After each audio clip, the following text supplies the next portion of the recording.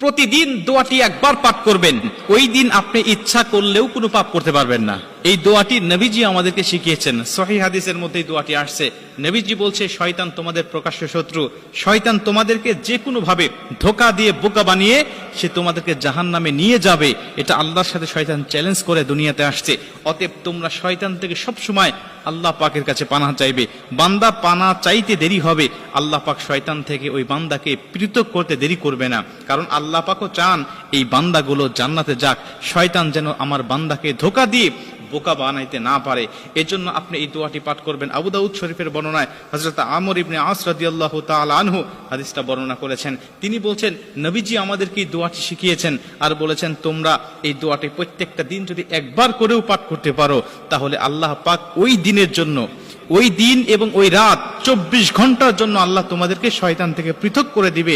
শয়তান ওই দিন ওই দোয়াটা পড়ার